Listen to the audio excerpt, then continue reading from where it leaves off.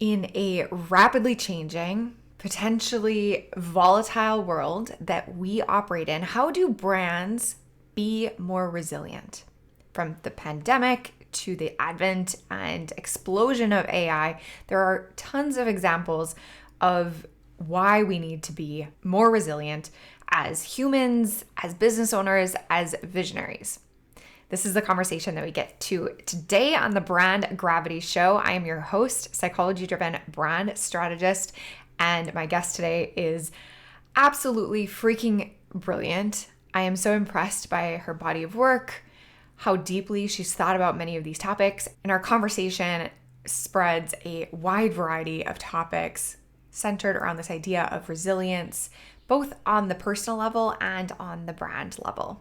Nathalie Nahai's background is in human behavior, web design, and the arts, which offers a unique vantage point from which to examine the complex challenges we face today. Her best-selling book, Webs of Influence: The Psychology of Online Persuasion, has been adopted as the go-to manual by business leaders and universities alike, and her brand new book, Business Unusual: Values, Uncertainty, and the Psychology of Brand Resilience, has been described as one of the defining business books of our times. She's a popular speaker, consultant, and facilitator to Fortune 500 companies. Nathalie also serves as a behavioral science advisor and helps organizations to ethically apply behavioral science principles to enhance their business. Having lectured at some of the world's most prestigious institutions, Nathalie's ability to ignite conversation and offer tools and strategies with which to harness human potential has helped countless organizations transform how they approach business online, with clients including Google, Accenture, Unilever, and Harvard Business Review, among others. Nathalie is also the host of the popular podcast, The Hive, which explores our relationship with one another, with technology, and with the natural world. Let's dive in.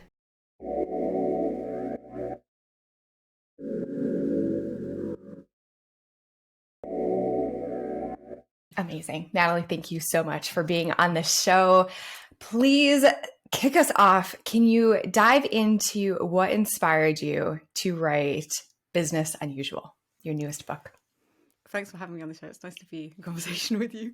Well, it was a combination of wanting to do something in the midst of the pandemic that might actually be helpful, deciding that that was a time to do it because I actually had time to dedicate to it, and then thinking about, on a sort of larger level, all of the issues, or at least many of the issues that show up in business, in organizations large and small, connect to our psychology, connect to the people who are in those businesses, who contribute to those businesses.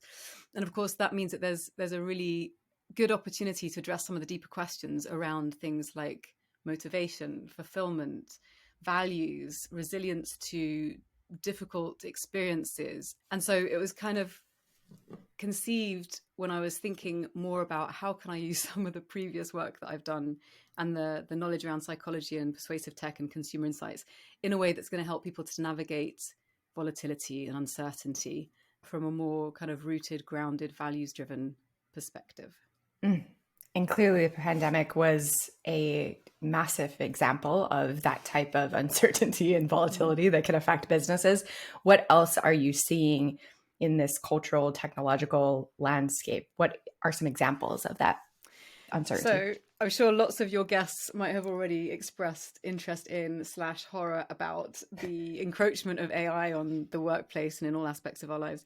And I think it's one of these things where in any moment of crisis, when there's so much uncertainty, I think there are common threads around how do we orient ourselves towards action without feeling overwhelmed, making sure we rest, making sure we have the capacity to think more deeply about where we want to be going, while also keeping an eye on the potential challenges, pitfalls, many of which we're unable to predict. So it's kind of, what are the warning signs? What can we do to build resilience, connect with other people, understand a bit better how to cope with, I guess it's that sense of precarity that a lot of people are feeling right now. The sense of, one of my friends, Amy Hopper, talks about this from the perspective of going to sleep an expert and waking up a novice, and the fact that with automation and the sophistication of that automation, that's now a real possibility for millions of people around the world.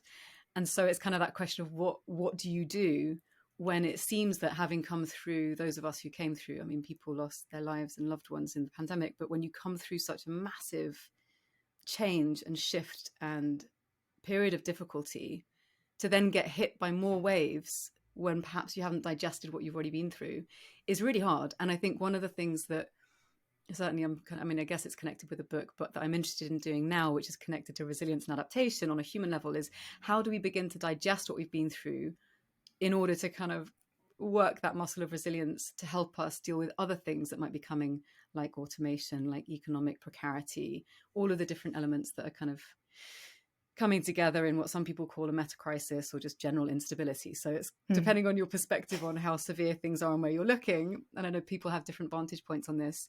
I think instability and transformation is undeniably around us. Yeah. What's your take on it? Sorry. Yes. Oh my gosh. I feel like we could talk about this for hours. I feel like I'm kind of living a double life. I feel like a lot of my time and energy is spent being aware of these shifts and being like mildly terrified. Yeah.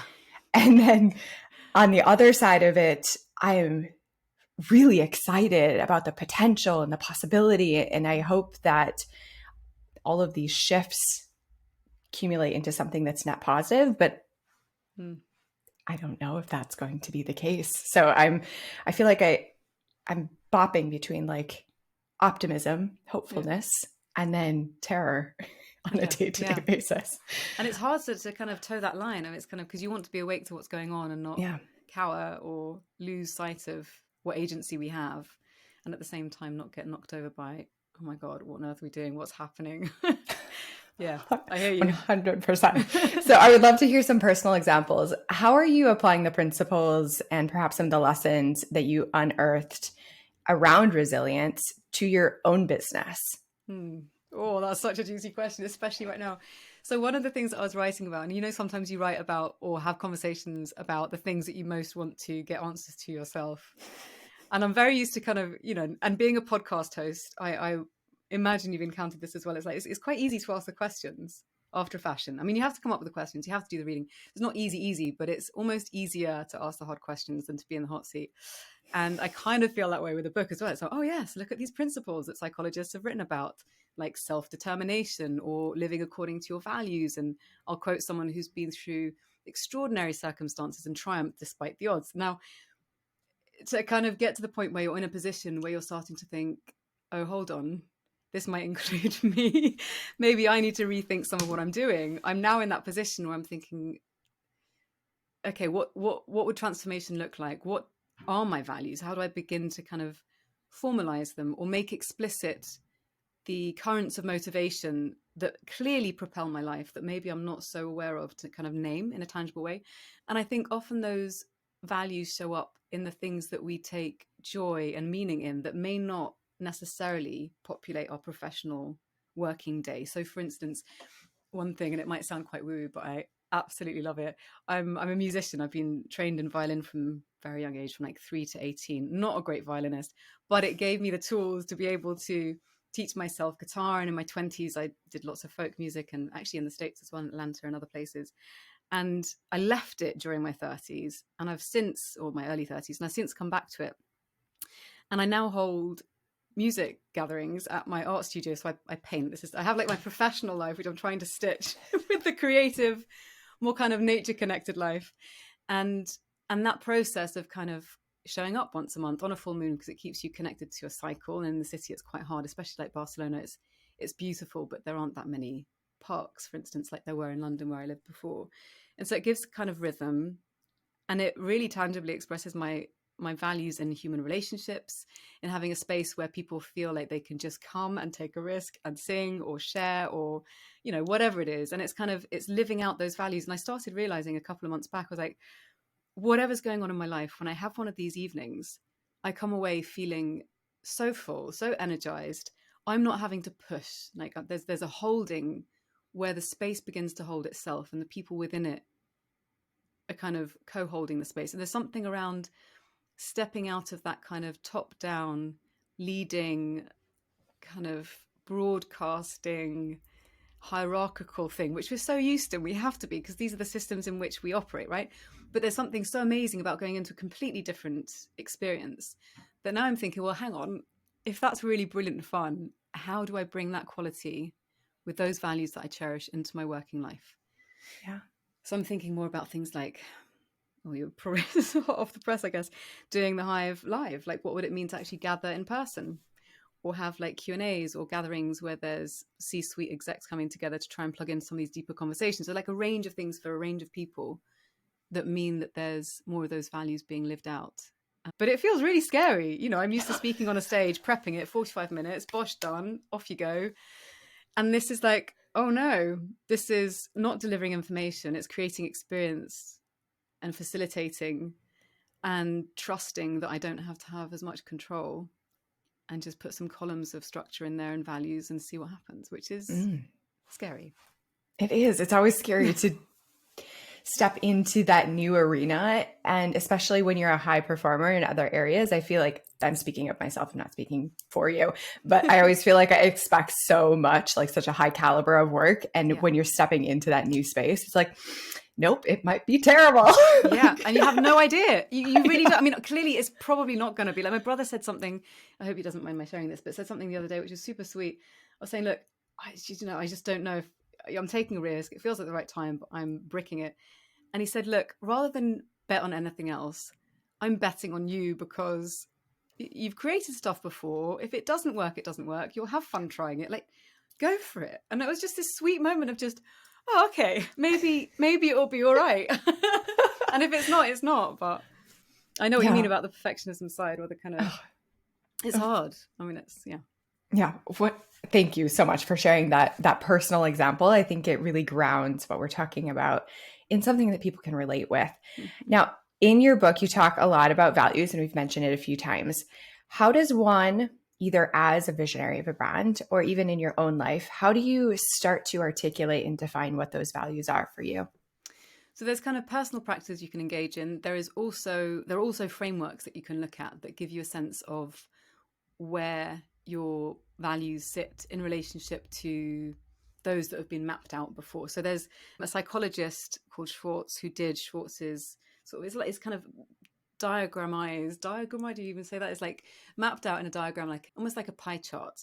And it shows you where among these sort of 4 meta values your values might sit.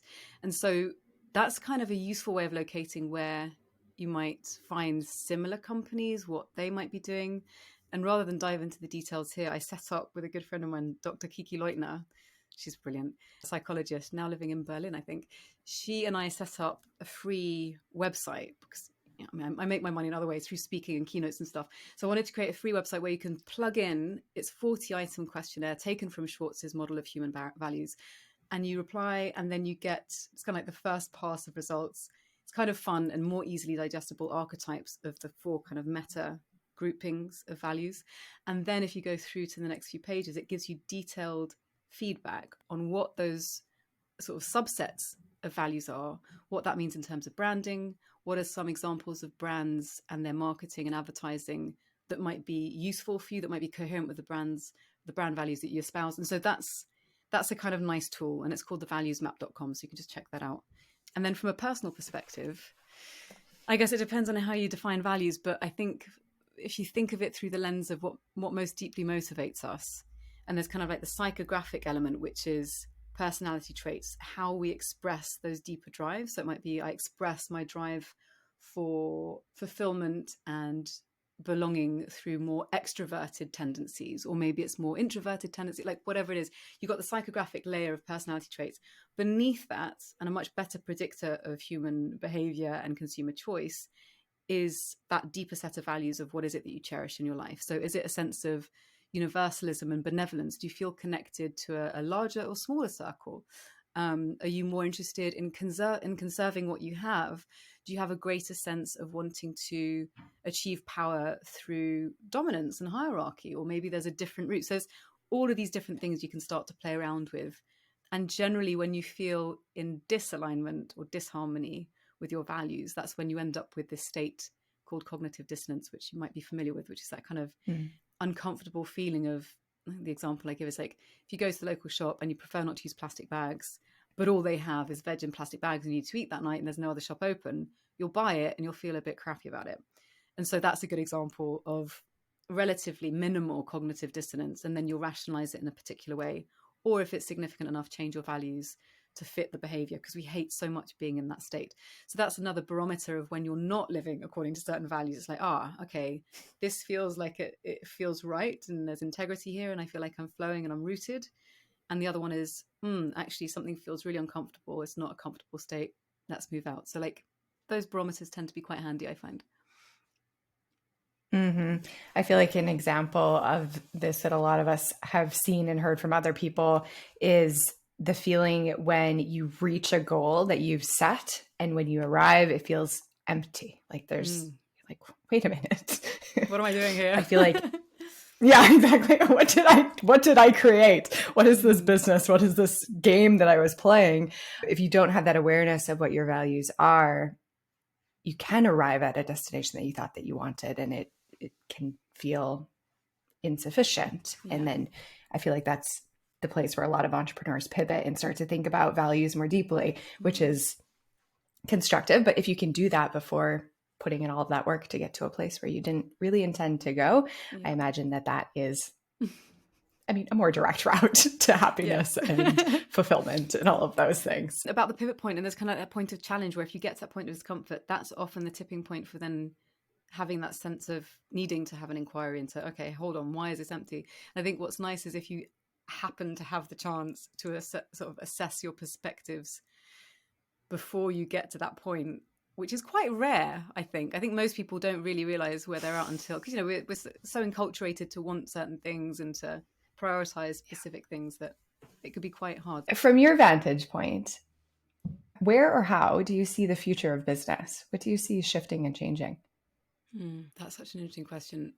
I think, like many things, there are multiple answers to that depending on what business you're in. I think what seems to be clear to me is that there's a lot of turbulence coming our way. We're already in it, and I think there's a lot of more turbulence to come. And as you mentioned, that's that double hit of potential fear, but also potential for transformation. And it's that kind of holding of both that I think is really necessary. And so when it comes to business transformation, I think it seems to me that some businesses are wanting to have greater surveillance of their employees, be holding more tightly on the reins of control, have a greater sense of wanting to automate more. Profit drive is the primary drive. So there's kind of that efficiency, optimization, profit driven at all costs aspect, which I think is becoming easier to kind of achieve, I guess. And then almost in reaction to that, I see more businesses talking about things like regenerative business. What would it mean to create a business like, the burgeoning B Corp movement, which has been around for a while, but is really on the lips of many business people now? What does it mean to create a business that actually has a positive impact on culture, on local communities, on biodiversity, etc.? And so there's this kind of, I think it's almost a split, if I think of it in like two prongs, of the folks who have the capacity. Well, and that's another element. So if you're in a context where you have the capacity to think about how to bring into balance different motives, by which I mean, if you're a business where you're not having to worry about keeping your employees or putting a roof over your head, once you've got your basic needs met, and that's really important. If you've got those needs met and you've got a bit of margin to play with, there are those folks who are thinking, right, how do we create much more almost like ecosystemic businesses that are going to regenerate all aspects of life? And I've met people who are running these businesses and they are phenomenal, and it's not without its struggles, but there are people who are thinking in much more integrated ways, and power to them. And then there's kind of the folks, along the spectrum, and then the folks who are kind of going, well, let's dominate the market, let's go completely tech. And that's scary, because often those companies are the ones that have greatest access to power, to finances, to funding, to legislation, to applying pressure on groups that are in the position to be able to change our laws. So and I do think there is, something of a reckoning happening. If you're looking at different countries, and, obviously the US is having its own political moment right now. There's a lot of charged debate in many, many countries about what is it precisely that we value? How do we balance the rights of different folks? What are the rights of different folks? Where are we going as a species? And I was interviewing a chap called Paddy DeFluffy about his book, which looks at alternative forms of economic models that can be more regenerative. And one of the things that he mentioned, which really struck me, was that he said we are, for the first time in human history, to our awareness, we are a planetary scale species, and we're conscious of this fact. So to be able to have a sense of people, billions of us all around the world, connected through satellite, through internet, through an entangled economic system, like that's quite an extraordinary moment. And it comes back to this, what you're saying, that fear and transformation possibility. And I think there is going to be, and already is, kind of a curious dance, very dynamic dance happening between those who want a very different form of life and business and financial valuing and general valuing of things, and those who want to control, optimize. And we're probably not going to land in either. If there's anything that we've learned from history, it's that the future is unpredictable, and what we expect is probably not likely to be what we get. But those are the things that are on my mind, at least. You share a lot of stories, case studies, anecdotes in the book. Do you have a good example of a business that is doing a good job of leading from its values and or being more resilient in this landscape? Yeah, so I mean, I think it depends on what level. People often cite Patagonia. I'm sure it's a very famous example, creating Earth as their only shareholder. And so that's an obvious one that people can check out. But there was another one that I really loved, which was around giving people agency over communication and their relationship with the brand. And so back in 2019, Bloom and Wild, which is this digital florist that's based in London, they had received a few emails from people asking to be taken out of their Mother's Day marketing campaigns. Not everyone wants to hear about Mother's Day. Maybe they've lost their mother, maybe they're orphaned, maybe they don't have a good relationship. There's many reasons. Yeah. Anyway, so they received, I don't know how many it was, a small number of emails. And rather than just sort of take these individuals off their list and say, it's okay, for this campaign, you're off the list, you're not going to get the information, they sent out a very simple email to all of their customers. I think the number was in the region of 58,000 customers at the time. And they said, look, a sensitive time is coming up. You may not want to hear from us. Let us know, and we'll get all of our other messaging as normal, but we'll just mute this campaign for you. And the outpouring of positive sentiment of people writing in and saying, you know what, this was such a sensitive thing to read from a brand. You're actually caring what we think, you're listening. It was such a positive response that they then got featured in all of these national publications. Obviously, they weren't getting paid for it. They just, and then they created off the back of it, or certainly inspired by it, this thing called the thoughtful marketing movement, which essentially gives the agency kind of the potential to kind of choose for yourself back into the hands of the customers to say, look, I want to hear about this. I don't want to hear about that.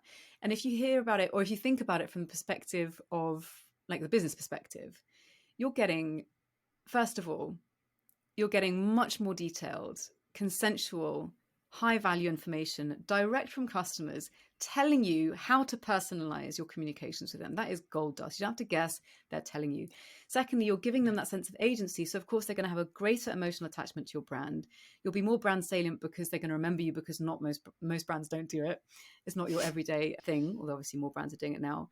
And I think also when there's that desire to reach out at a more human level to customers, there's also kind of this building of a resilience to negative impacts that might come later. So for instance, if there's a brand like Bloom and Wild that say to me, yes, we care about what you say, we care about what you think, and then something happens, they make a mistake and there's all this blowback, the very fact that there's an existing relationship with their customers that's more two-way, there's more of a graciousness from customers to be forgiving, to actually wait and see what the actual issue is rather than react, which in this day and age is huge, right? So kind of building in that kind of buffer of good grace is also really important. So that would be a really lovely example that I quite like to cite. I love that example. I have a belief that when brands and when businesses act more human and they prioritize that, the rest of the traditional success metrics follow. So thank you for sharing a beautiful example of that. I have a selfish question before we wrap up. And this is kind of tangentially related. I feel like we've mentioned a few times the importance of reflection and taking time to think.